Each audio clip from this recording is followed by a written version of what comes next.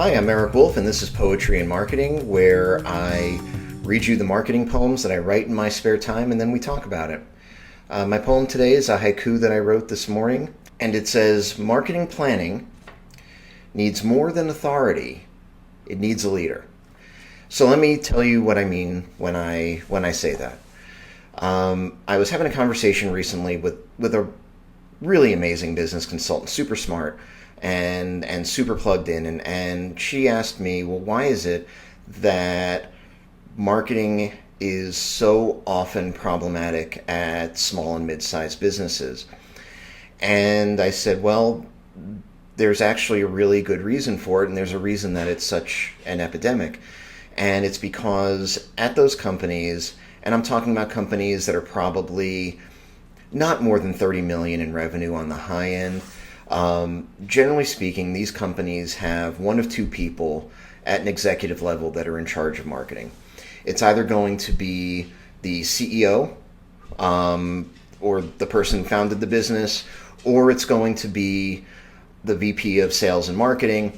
And the VP of Sales and Marketing, by the way, 100% of the time, basically, did not become the VP of Sales and Marketing at this business because they were a marketing expert. They were the best salesperson at the company. They got promoted. And then ultimately the CEO said, since you're over sales, maybe you should be over marketing too. We'll make you the VP of Sales and Marketing from now on. And now I get to wash my hands of marketing and you get to be in charge.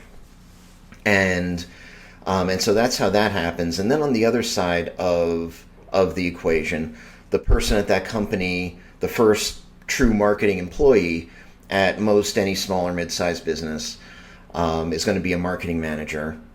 And that person is going to be reporting to that CEO or that VP of Sales and Marketing.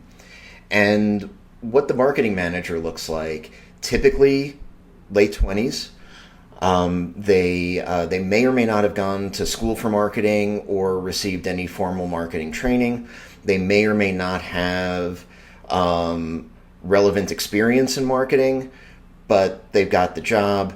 And you say, how can this happen? I've had clients where the first marketing manager was promoted directly from the reception desk. I've seen nieces and nephews be pulled into marketing manager roles. It is very common that we have a marketing manager that doesn't have a whole lot of experience. They know how to do some stuff, but they're not ready to run a department.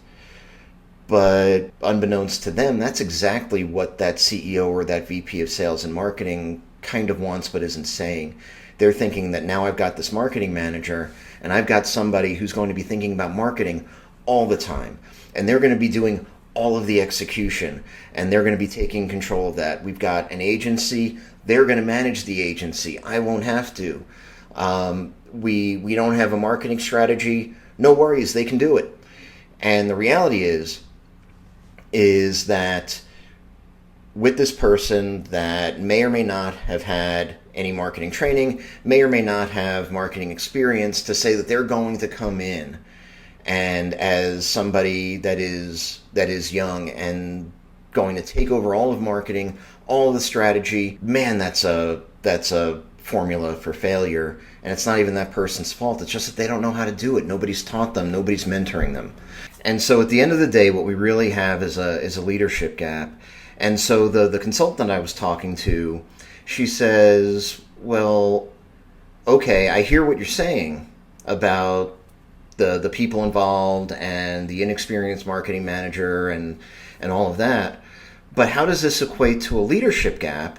Because we've got the CEO and the VP of Sales and Marketing in the room with us. How in the world is there a leadership gap? And for me, the way that I answer that question is because those people, they have authority. They have the ability to say yes or no to anything that marketing manager wants to do.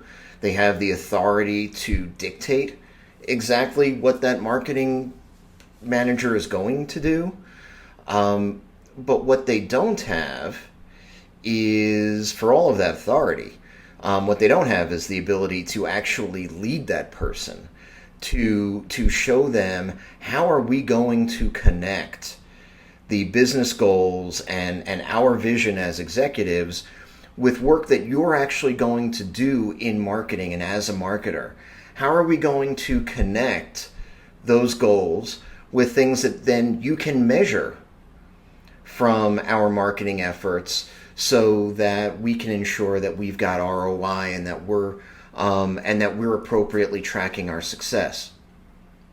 And so the thing that absolutely kills marketing at small and mid-sized businesses is the fact that while we've got an executive leader that knows what they want, and we've got a marketing manager that very much wants to do the work and very much wants to be successful, we're missing a whole lot of the substance in between.